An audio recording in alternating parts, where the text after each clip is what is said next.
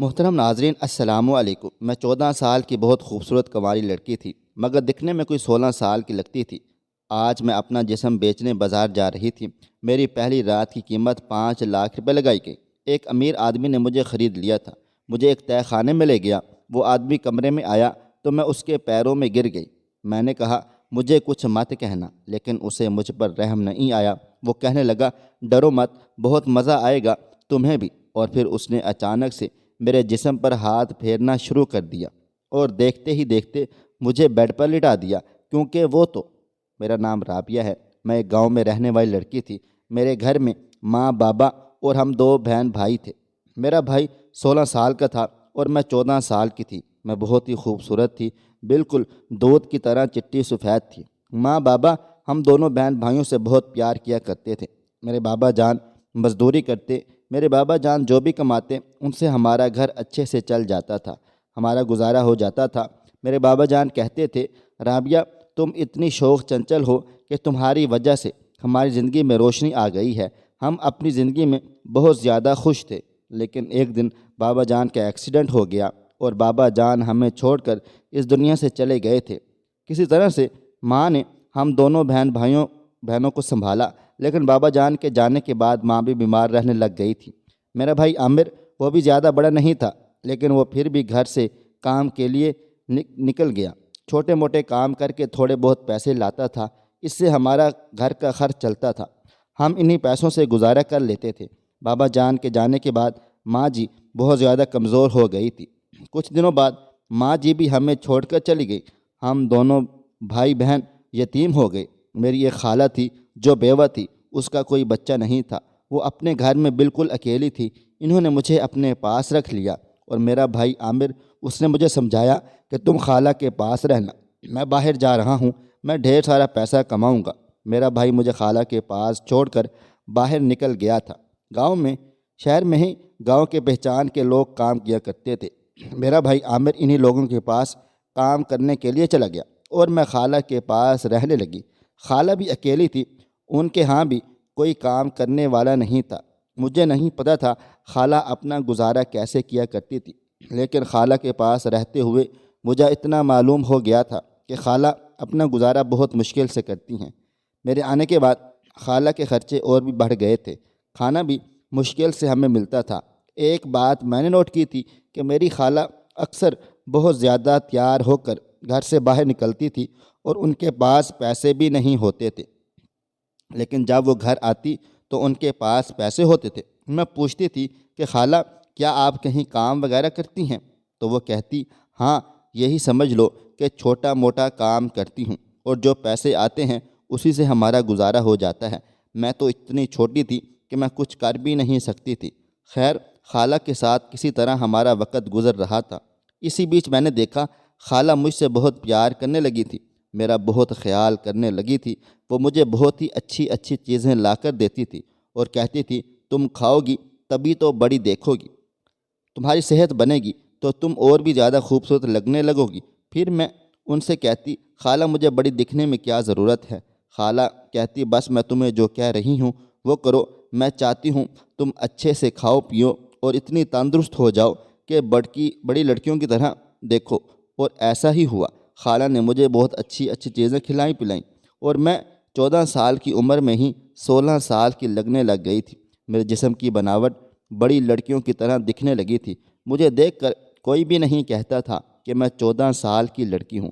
میں اتنی تندرست ہو گئی تھی کہ میرے جسم کی بناوٹ ایسے دکھتی تھی جیسے کہ 16-17 سال کی لڑکی ہو۔ میں خوبصورت تو بہت زیادہ تھی، لیکن جسم بھرنے کے بعد میں اور بھی زیادہ نکھر گئی تھی اور خوبصورت دکھنے لگ گئی تھی۔ مجھے نہیں پتہ میری خالہ ایسا کیوں چاہتی تھی کہ میں بڑی لڑکیوں کی طرح دکھوں۔ آہستہ آہستہ اسی طرح وقت گزر رہا تھا کہ تبھی ایک دن میں نے خالہ کو فون پر کسی سے کچھ ایسی بات کرتے ہوئے سنا کہ میرے قدموں تلے سے زمین نکل گئی تھی۔ میری خالہ فون پر کسی کو کہہ رہی تھی کہ پیسے لے کر کب آ رہے ہو؟ میں پورے کے پورے پیسے لوں گی، نہ کم لوں گی نہ زیادہ لوں گی، پورے 5 لاکھ روپے لوں گی۔ لڑکی تیار ہے، جلدی سے پیسے لے کر آج شام کو آ جانا۔ خالہ کو ایسی بات کرتے ہوئے میں نے سنا تو میں سمجھ چکی تھی کہ وہ کیا کہہ رہی ہیں۔ خالہ میرا سودا کر رہی تھیں۔ اب میں سمجھی کیوں مجھے چاہتی تھی کہ میں بڑی لڑکیوں کی طرح نظر آؤں۔ وہ مجھے بیچنے کی تیاری کر رہی تھی، وہ میرا سودا کر رہی تھی۔ خالہ کی ایسی باتیں سن کر میں نے فیصلہ کیا کہ اب جو مرضی ہو جائے مجھے یہاں سے نکلنا ہوگا، اور ایسا ہی ہوا۔ خالہ اپنے کاموں میں مصروف تھی کہ میں چپکے سے گھر سے نکل گئی اور اسٹیشن کی طرف آئی۔ میں ٹرین میں بیٹھ گئی تھی۔ مجھے پتہ نہیں کہ یہ ٹرین کہاں جانے والی ہے، بس یہ میں چاہتی تھی کہ میں یہاں سے کسی بھی طرح سے بھاگ جاؤں۔ جب میں ایک بار گھر سے میرے قدم باہر نکلے تو پھر اب مجھے خود بھی نہیں پتہ تھا کہ میں کہاں جاؤں گی۔ ٹرین چلنے لگی، مجھے نہیں پتہ تھا یہ ٹرین کہاں رکے گی۔ تھوڑی دیر کے لیے میری آنکھ لگ گئی تھی۔ جب میری آنکھ کھلی تو میں نے دیکھا کہ ٹرین رکی ہوئی ہے اور میں ٹرین سے اتر گئی۔ بورڈ پر لکھا تھا اسلام آباد۔ مجھے بہت بھوک لگ رہی تھی۔ میں نے کچھ لوگوں سے پیسے مانگ کر کھانے کے لیے کچھ خریدا اور ادھر ادھر بھٹکتی رہی۔ 2-3 دن تک میں ادھر ادھر بھٹکتی رہی تھی۔ مجھے نہیں پتہ تھا کہ میں کہاں جاؤں، کدھر جاؤں۔ ایک دن میں اسٹیشن پر سوئی ہوئی تھی کہ تب ہی میرے سامنے ایک نوجوان مرد میرے پاس آیا۔ وہ مجھ سے پوچھنے لگا، تمہارا نام کیا ہے؟ تمہارے ماں بابا کہاں ہیں؟ میں نے کہا، میرا نام رابعہ ہے، میرا اس دنیا میں کوئی بھی نہیں ہے۔ میں نے اس انکل کو اپنے بارے میں سب کچھ بتا دیا تھا۔ میں نے ان سے کہا کہ میرے ماں بابا کے مرنے کے بعد میں اپنی خالہ کے ساتھ رہتی تھی، لیکن خالہ میرا سودا کر رہی تھی، مجھے بیچنے جا رہی تھی، اس لیے میں ان کے پاس سے بھاگ آئی ہوں۔ مجھے نہیں پتہ میں کہاں جاؤں۔ وہ کہنے لگا، تم پریشان مت ہو، تم مجھے اپنا سمجھو، میں تمہیں اپنے گھر لے کر جاؤں گا، میں تمہیں رکھوں گا۔ میں خوش ہو گئی تھی۔ میں یہ سمجھ نہیں پائی کہ جس کو میں اپنا مسیحا سمجھ کر اپنا دکھ درد بیان کر رہی ہوں وہ ایک حیوان ہے اور انسانوں کے روپ میں بھیڑیا ہے، اور جس جنگل سے میں نکلنا چاہ رہی تھی، جس کے لیے میں بھاگ کر آئی تھی، یہ آدمی مجھے اسی دلدل میں بھیجنے والا ہے۔ خیر میں اس کی نیت سے بے خبر تھی۔ اس انکل نے میری ساری باتیں سن کر مجھ پر پیار سے اپنا ہاتھ پھیرا۔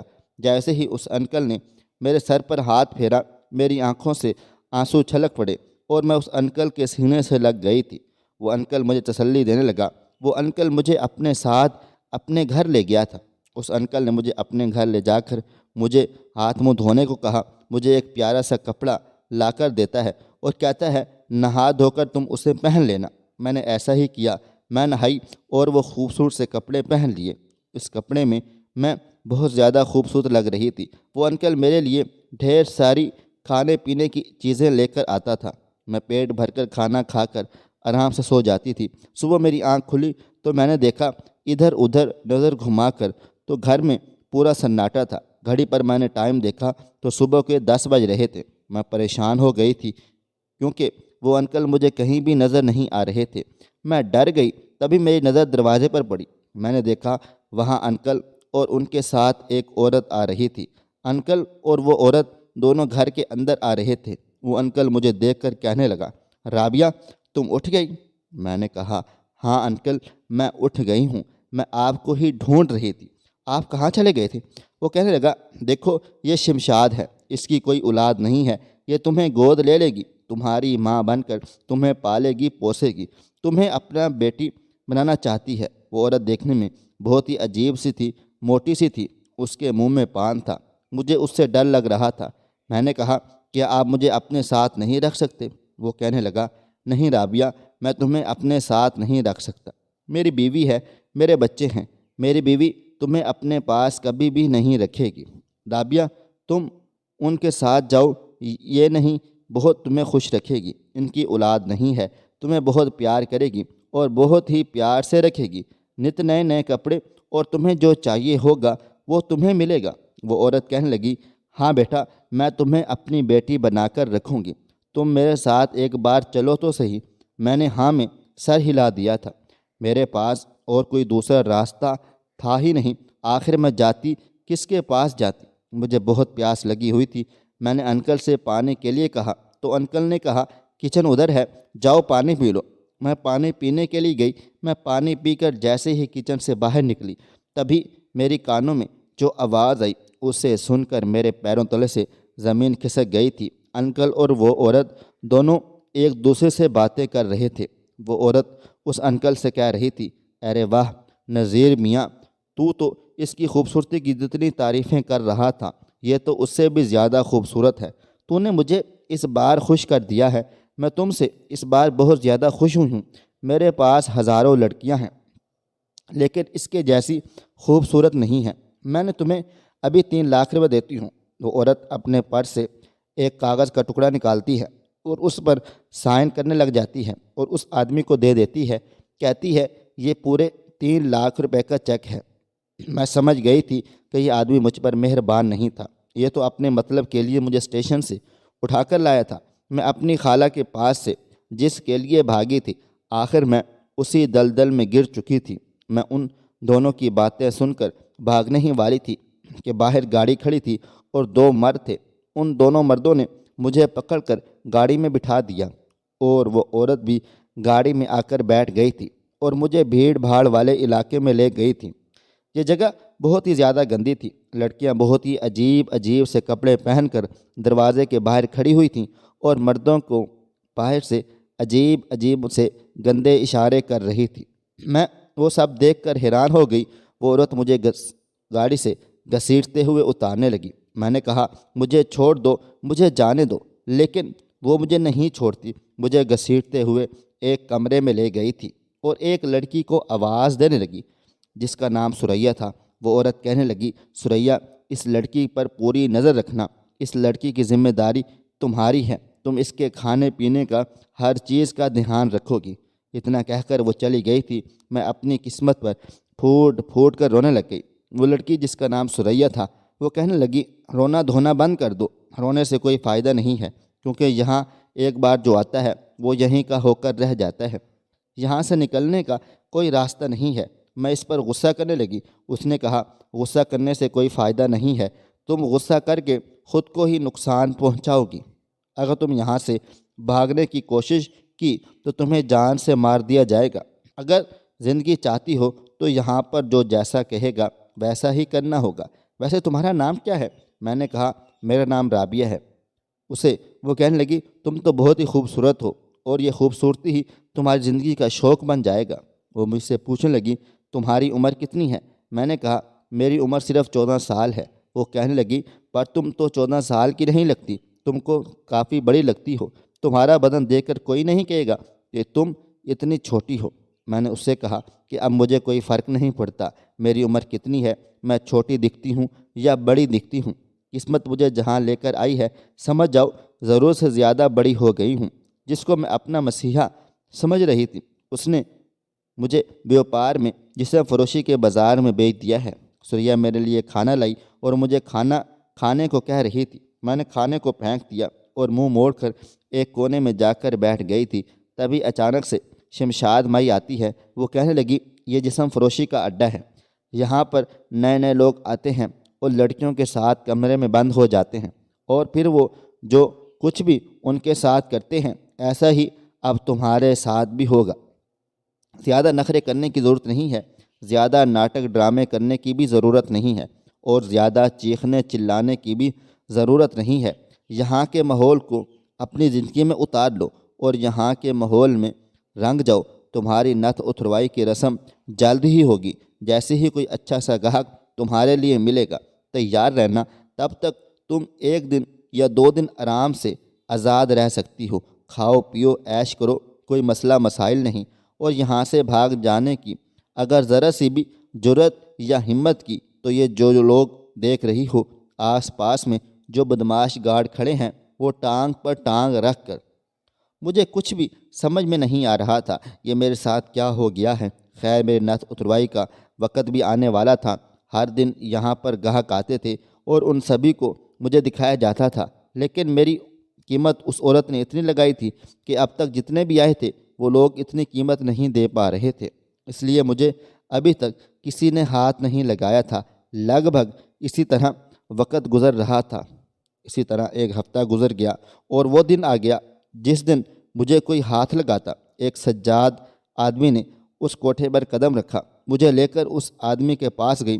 وہ مجھے دیکھتے ہی بول پڑا، میں دوں گا اس کی قیمت پورے 5 لاکھ روپے، جاؤ اس لڑکی کو لے جاؤ اور دلہن کی طرح سجا کر میرے پاس لے آؤ۔ اس کی ایسی باتیں سن کر میرے ہاتھ پیر کانپنے لگ گئے۔ ایسا لگ رہا تھا کہ اب میری دنیا لٹنے والی ہے، اب میرا کچھ بھی باقی نہیں رہے گا، میرا سب کچھ اجڑنے والا ہے۔ وہ 50 سال کا نوجوان ہٹا کٹا مرد تھا۔ میں اپنی قسمت کو کوس رہی تھی۔ مجھے دلہن کی طرح سجا کر کمرے میں بٹھا دیا گیا۔ میرے ہاتھ پیر کانپ رہے تھے، تبھی ہی سامنے وہ آدمی دکھائی دیا۔ وہ کمرے میں آیا اور اس نے دروازہ بند کر دیا۔ میں ڈر سے بستر پر سے اٹھ کر کھڑی ہو گئی تو وہ کہنے لگا، ارے تم اٹھ کر کھڑی کیوں ہو گئی؟ بیٹھی رہو، تم اتنی ڈر کیوں رہی ہو؟ میں نے کہا، صاحب آپ میرے قریب مت آنا۔ وہ کہنے لگا، اچھا تو میں نے تمہاری اتنی قیمت ادا کی ہے، اس کا کیا؟ تمہیں پتہ ہے میں نے وہ رقم کیوں دی ہے؟ تمہارے ساتھ ایک رات گزارنے کے لیے۔ میں نے کہا، صاحب میرے ساتھ ایسا کچھ مت کرو، میں یہ سب برداشت نہیں کر پاؤں گی، مجھ سے یہ سب نہیں ہوگا۔ وہ کہنے لگا، سب کچھ ہو جائے گا، تم کوشش تو کرنا، تم تو بچوں کی طرح ڈر رہی ہو۔ اگر تمہیں یہ سب کرنا ہی نہیں تھا تو پھر اس جگہ پر آئی ہی کیوں ہو؟ میں نے کہا، صاحب جی میں یہاں پر اپنی مرضی سے نہیں آئی، مجھے یہاں پر زبردستی لایا گیا ہے۔ وہ پوچھنے لگا، تمہیں یہاں پر کون لایا ہے؟ میں نے کہا، صاحب جی میں بہت ہی چھوٹے سے گاؤں میں رہتی تھی، میرے ماں بابا کے مرنے کے بعد میری خالہ نے مجھے اپنے پاس رکھا اور انہوں نے مجھے بیچنے کی کوشش کی تو میں ان کے پاس سے بھاگ کر اس شہر میں آ گئی تھی، لیکن قسمت کی ماری میری قسمت میں جسم فروشی کے بازار میں آنا لکھا ہوا تھا، اس لیے میں نہ چاہتے ہوئے بھی جسم فروشی کے بازار میں پہنچ گئی تھی۔ میری عمر محض 14 سال ہے۔ صاحب میں اس قابل نہیں ہوں کہ میں ان سب کو برداشت کر سکوں، مجھ پر رحم کھاؤ۔ اس آدمی کے پیروں میں گر گئی اور گڑ گڑانے لگی۔ مجھے ایک امید تھی کہ شاید وہ مجھے چھوڑ دے گا، لیکن وہ تو یہ جان کر خوش ہو گیا کہ میں کم عمر لڑکی ہوں۔ وہ کہنے لگا، پھر تو تمہارے ساتھ اور بھی مزہ آئے گا، دکھنے میں تو تم بہت ہی خوبصورت ہو، لگتا ہی نہیں کہ تم اتنی چھوٹی ہو۔ ویسے بھی مجھے 14-15 سال کی لڑکیاں بہت زیادہ پسند ہیں۔ دیکھو تم زیادہ پریشان مت ہو، بس پہلی بار تمہیں تکلیف ہوگی، لیکن پھر بہت زیادہ مزہ آئے گا۔ میں نے ان کے سامنے ہاتھ پیر جوڑے، اس کے پیر پکڑے، لیکن اس نے مجھے اپنے پیروں سے اٹھا کر بیڈ پر لٹا دیا تھا۔ میں چیخ رہی تھی، میں چلا رہی تھی، لیکن میری چیخ و پکار سننے والا کوئی بھی نہیں تھا۔ اس نے بھی مجھ پر ذرا رحم نہیں کھایا۔ اس نے پوری رات مجھے دبوچے رکھا۔ میرا بستر خون سے لت پت ہو چکا تھا۔ صبح میری ایسی حالت تھی کہ میں بستر سے اٹھنے کے قابل بھی نہیں رہی تھی۔ وہ انسان نہیں حیوان تھا۔ اس نے اپنا کام کیا اور چلتا بنا۔ میں اتنی کمزور اور اتنی لاچار ہو گئی تھی کہ مجھے چلنے کے لیے بھی بیساکھیوں کی ضرورت پڑ گئی تھی۔ شمشاد نے سریا کو کہہ دیا کہ اس کو نہلا دھلا کر اس کو 4-5 دن تک آرام کرنے کے لیے چھوڑ دو۔ مجھے کچھ دنوں کے لیے آرام کرنے کے لیے چھوڑ دیا گیا تھا، لیکن ان 4-5 دنوں کے بعد میں جیسے ہی ٹھیک ہوئی، پھر سے مجھے اس دھندے پر بٹھا دیا گیا۔ پھر سے میرے پاس گاہک آنے لگے۔ ہر کوئی میرے ساتھ اپنی رات گزارنا چاہتا تھا۔ اب تو میری عادت ہو چکی تھی ان سب کو سہنے کی، ان سب کو برداشت کرنے کی۔ آہستہ آہستہ وقت اسی طرح گزرتا گیا اور 5 سال گزر گئے۔ ان 5 سالوں میں میں نے بہت کچھ کیا تھا۔ کہیں نہ کہیں مجھے امید ہوتی تھی کہ شاید کوئی مجھے یہاں سے نکال کر لے جائے گا۔ ان 5 سالوں میں ایسا کوئی نہیں تھا جو مجھے یہاں سے نکال کر لے جاتا۔ خیر اب میں 19 سال کی ہو چکی تھی۔ سریا جو میری بہت اچھی دوست بن چکی تھی، میں پوری طرح سے بدل چکی تھی، لیکن ایک بات تھی، ان 5 سالوں میں میں نے یہاں اپنی ایک الگ ہی جگہ بنا لی تھی۔ سب مجھے بہت پیار کرتے تھے۔ ایک دن سریا میرے پاس گھنگرو لے کر آئی۔ وہ کہنے لگی، چلو رابعہ ناچتے ہیں، یہ لو گھنگرو پہن لو۔ میں نے سریا کو کہنے لگی، مجھے ناچنا نہیں آتا لیکن سریا بہت ضد کرنے لگی۔ وہ کہنے لگی، تم میرے ساتھ چلو تو صحیح، وہاں بہت ساری لڑکیاں ہیں جو ناچتی ہیں اور بڑے بڑے لوگ آتے ہیں اور پیسے لٹاتے ہیں۔ میں نے کہا چلو ٹھیک ہے۔ میں سریا کی بات مان کر اس محفل میں اس کے ساتھ چلی گئی تھی۔ میں نے اپنے پیروں میں گھنگرو باندھ لیا۔ ساری لڑکیاں وہاں ناچ رہی تھیں۔ سریا بھی میرا ہاتھ پکڑ کر اب لڑکیوں کے بیچ لے گئی۔ وہاں جاتے ہی نہ جانے مجھے کیا ہو گیا تھا، مجھے کچھ سمجھ نہیں آیا تھا۔ سبھی لڑکیاں جو ناچ رہی تھیں، گھنگرو کی آواز میرے کانوں میں گونجنے لگی۔ اس آواز سے نہ جانے مجھے کیا ہو گیا، میرے پیر اپنے آپ اٹھنے لگے۔ ان گھنگروں کے ساتھ تال میں تال ملنے لگیں اور میں ناچنے لگیں۔ پتہ نہیں مجھے کیا ہو گیا تھا، میرے ساتھ جو بھی ہوا تھا وہ سب میری آنکھوں کے سامنے آ گیا تھا۔ ان گھنگروں کی آواز میں میں گم ہو گئی تھی اور اپنی دھن میں ناچنے لگ گئی تھی۔ میرے پیر رکنے کا نام ہی نہیں لے رہے تھے۔ وہ پہلی رات جس میں اس آدمی نے مجھے بے حال کر دیا تھا اور میں چیخ چلا رہی تھی، مگر میری آنکھوں کے سامنے وہ رات گھوم رہی تھی۔ میں ناچنے میں اتنی دھن تھی، مگن تھی کہ میرے پیروں میں بندھے گھنگرو سارے ٹوٹ کر زمین پر بکھر چکے تھے۔ مجھے چکر آنے لگے تھے۔ میں زمین پر دھڑام سے گر پڑی اور وہاں پر پورا سناٹا چھا گیا تھا۔ تبھی ایک لڑکے نے اپنا ہاتھ آگے بڑھایا اور میرا ہاتھ تھام کر مجھے اٹھایا اور کہا، تم ٹھیک تو ہو؟ میں نے کہا، جی صاحب جی، میں بالکل ٹھیک ٹھاک ہوں۔ ثریا میرا ہاتھ پکڑ کر کھینچ کر مجھے لے جانے لگی۔ وہ لڑکا مجھے ہی دیکھے جا رہا تھا۔ مجھے دیکھ کر وہ مسکرا رہا تھا۔ مجھے پتہ تھا اس نے مجھے دیکھ لیا ہے، وہ بھی میری قیمت لگائے گا اور میرے ساتھ رات گزارے گا۔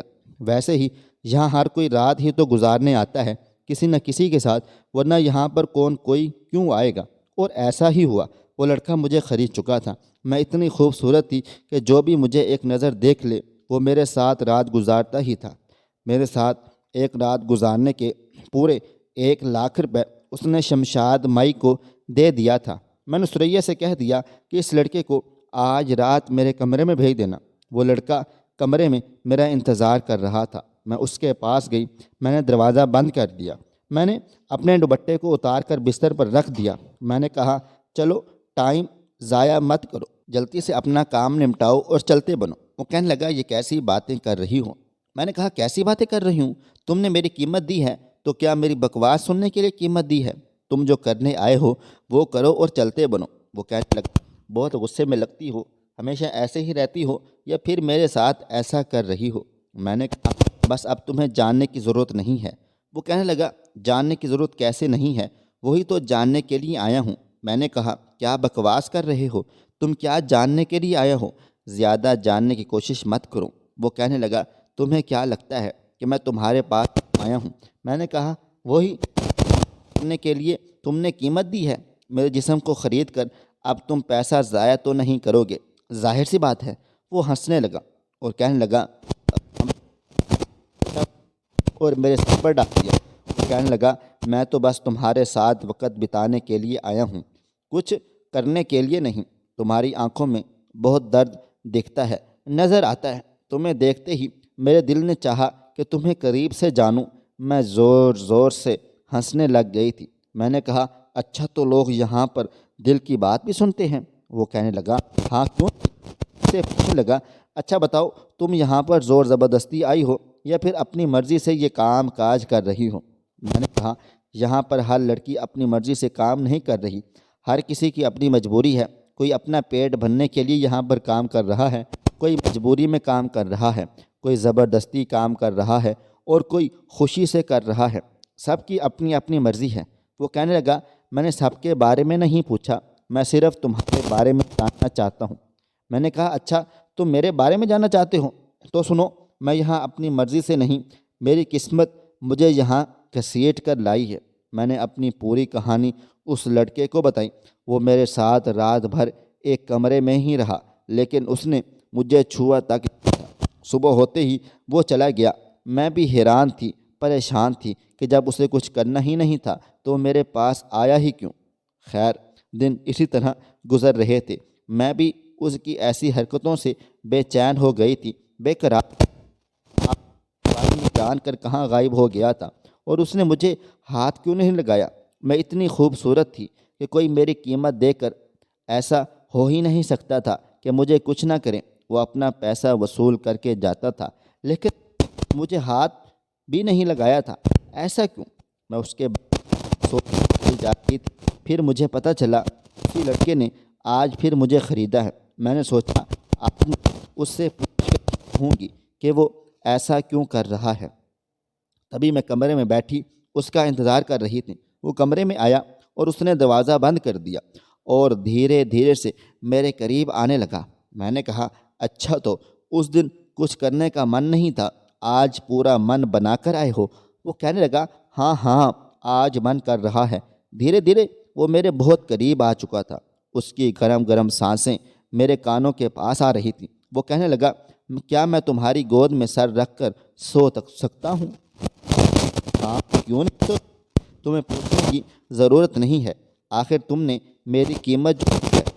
ابھی اس نے اپنی انگلی رکھ دی اور کہنے لگا، اب بس بھی کرو، تمہیں بس قیمت دکھائی دیتی ہے، میری آنکھوں میں تمہارے لیے کچھ دکھائی نہیں دیتا۔ میں تمہارے پاس کیوں آیا ہوں، کس لیے آیا ہوں؟ میں بالکل خاموش ہو گئی، چپ کر گئی تھی، اور آگے جو اس نے بات کہی اسے سن کر میرے ہوش و حواس اڑ چکے تھے۔ اس نے اپنی محبت کا اظہار کیا۔ وہ کہنے لگا، رابعہ، میں تم سے بہت پیار کرتا ہوں اور تم سے شادی بھی کرنا چاہتا ہوں۔ اس نے اس طرح سے محبت کا اظہار کیا تو میں نے بھی ہاں کہہ دیا۔ کہیں نہ کہیں وہ بھی میرے دل میں اپنا گھر بنا چکا تھا، کیونکہ ایسا آج تک نہیں ہوا تھا کہ کوئی میرے ساتھ ایک کمرے میں ہو اور مجھے نہ ہوئے۔ خیر، وہ کہنے لگا، اگر تم میرا ساتھ دو تو میں تمہیں یہاں سے نکلوانا چاہتا ہوں۔ میں نے کہا، مجھے یہاں سے نکالنا بڑا ہی مشکل کام ہے۔ میں نے اگر یہاں سے باہر رکھا تو تم دیکھتے ہو نا، بڑے بڑے بدماش گارڈ ہیں، لیکن وہ کہنے لگا، اگر تم میرا ساتھ دو تو میں تمہیں یہاں سے نکال لوں گا۔ میں نے کہا، ٹھیک ہے۔ اتنا کہہ کر وہ میرے پاس سے چلا گیا تھا۔ ایک ہفتہ گزر گیا لیکن اس کی کوئی خیر خبر نہیں تھی۔ تبھی ایک دن اچانک میں اپنے کمرے میں بیٹھی ہوئی تھی کہ چاروں طرف شور آنے لگا، کہ میں نے باہر نکل کر دیکھا تو چاروں طرف پولیس کی بھیڑ جمع ہوئی تھی۔ میں گھبرا گئی، پر ان کو پولیس والوں کے ساتھ میں اس لڑکے کو بھی دیکھا جس کا نام عرفان تھا۔ اس نے مجھے اشارے سے بتا دیا کہ ان پولیس والوں کو وہ لے کر آیا ہے۔ وہ میرے پاس آیا اور کہنے لگا، ان پولیس والوں کو میں لے کر آیا ہوں۔ میں نے کہا، عرفان، تم نے ایسا کیوں کیا؟ تمہیں ایسا نہیں کرنا چاہیے تھا۔ تم تو کہہ رہے تھے کہ مجھے یہاں سے نکال کر لے جاؤ گے، لیکن تم نے تو یہاں کا سارا معاملہ ہی خراب کر دیا ہے۔ پولیس والے سب کو گرفتار کر لیں گے۔ عرفان کہنے لگا، رابعہ، تم پریشان مت ہو، میں نے ان پولیس والوں کو بتا دیا ہے کہ یہاں پر بہت ساری لڑکیاں ہیں جو زور زبردستی، ایسا ہے تو ان لڑکیوں کو بات کرانے، پولیس والے تم سے پوچھ تو اپنی پولیس والوں کے سامنے بتا دینا۔ میں نے کہا، ٹھیک ہے۔ عرفان میرا ہاتھ پکڑ کر ان پولیس والوں کے سامنے لے کر چلا گیا تھا۔ پولیس والے کہنے لگے، یہی وہ لڑکی جسے تم اپنے ساتھ لے کر جانا چاہتے ہو؟ عرفان کہنے لگا، ہاں سر، ان کا نام رابعہ ہے، آپ اس سے پوچھنا چاہتے ہیں عرفان کو کہا، تم اسے اس جگہ سے نکال کر کہیں دوسری جگہ بھیج تو نہیں دو گے؟ تم اس سے شادی کرو گے نا؟ عرفان کہنے لگا، کرتا ہوں اور اس سے شادی بھی کرنا چاہتا ہوں۔ پولیس والوں نے جب مجھ سے پوچھا تو میں نے بھی اپنی ساری کہانی سے لے کر یہ تک پولیس والوں کو بتا دی تھی۔ میں نے کہا کہ میں بھی عرفان سے شادی کرنے کے لیے تیار ہوں۔ عرفان سب کے سامنے نکال کر لیا تھا۔ یہ بھی میرے لیے بہت زیادہ خوش تھی۔ وہاں پر کافی ایسے جو اپنی خوشی سے کام کر رہی تھیں، اور کافی ساری ایسی لڑکیاں جو یہاں پر ان ساری لڑکیوں سے پوچھ تاچھ کر کے ان کی مرضی چھوڑ دیا گیا تھا۔ وہ چاہتی تو یہاں پر تھی اور جانا چاہتی تو یہاں سے آزاد ہو کر جا سکتی۔ خیر، عرفان نے میرا ہاتھ تھام دیا۔ میں عرفان کے ساتھ سے نکل آتی، میں پوری طرح سے آزاد ہوں۔ میں نے عرفان کے ساتھ اپنی زندگی کی نئی شروعات کی۔ عرفان ابھی اس دنیا میں کوئی نہیں تھا، ہم دونوں اپنی زندگی ہنسی خوشی سے گزار رہے تھے۔ اپنے ایک دوست سے ملنا چاہتا، میں نے کہا، ٹھیک ہے، میرا نام رابعہ ہے، مجھے روبی کہہ کر پکارا کرو۔ عرفان نے مجھے سینے سے لگا لیا، کہنے لگا، ٹھیک ہے، پہلے کی بات سنو، میں تمہیں کسی سے ملوانا چاہتا ہوں۔ میرا جگری دوست ہے جسے میں تم سے ملوانا چاہتا ہوں، وہ بھی اکیلا ہے، اس کا بھی اس دنیا میں کوئی نہیں، بس ایک بہن تھی، لیکن اس کا بھی کوئی اتا پتا نہیں ہے۔ وہ بیچارہ بھی قسمت کا مارا ہے، اپنی بہن کو اس نے کہاں کہاں نہیں ڈھونڈا، لیکن وہ بھی نہیں۔ میں نے کہا، اچھا کوئی بات نہیں، آپ اپنے دوست کو گھر پر بلا لو اور دیکھنا، میں اللہ تعالیٰ سے دعا کروں گی کہ اس کی بہن جلد سے جلد اسے مل جائے۔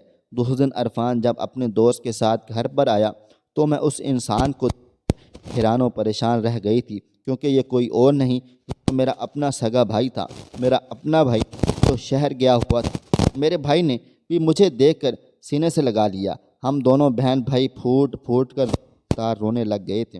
اس نے کہا، میں نے تمہیں کہاں کہاں نہیں ڈھونڈا، میں نے خالہ سے کتنی لڑائیاں کی، جھگڑے کیے، لیکن اس نے تمہارے بارے میں کچھ بھی نہیں کہا۔ تم کہاں تھی، کس حال میں تھی؟ میں نے اپنے بھائی کو سچ بتا دیا۔ میرا بھائی اپنے آپ کو کوسنے لگا۔ وہ کہنے لگا، مجھے تمہیں چھوڑ کر جانا ہی نہیں چاہیے تھا، لیکن میں نے کہا، بھائی جو ہو گیا اسے بھول جاؤ، اب عرفان میری زندگی ہے، میں عرفان کے ساتھ بہت زیادہ خوش ہوں۔ لگا عرفان اور ہماری شادی کو 1 سال گزر گیا ہے، میرا بہت ہی پیارا بیٹا ہوا جس کا نام میں نے آفتاب رکھا۔ میں اور عرفان آفتاب کے ساتھ بہت خوش ہیں اور ایک بھرپور فیملی اور خوشگوار ازدواجی زندگی گزار رہے ہیں۔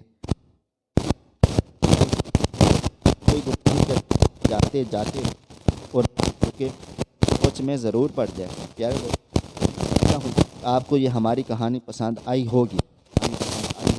ویڈیو کو لائک کریں، کومنٹس کریں، کرنا بالکل بھی نہ بھولیں۔ ہاں، اگر آپ لوگ اس چینل پر نئے ہیں تو اس چینل کو سبسکرائب ضرور کر لیں، کو ضرور دبا دیں تاکہ آنے والی کہانی سب سے پہلے آپ کو مل سکے نئی اور دلچسپ کہانی کے ساتھ۔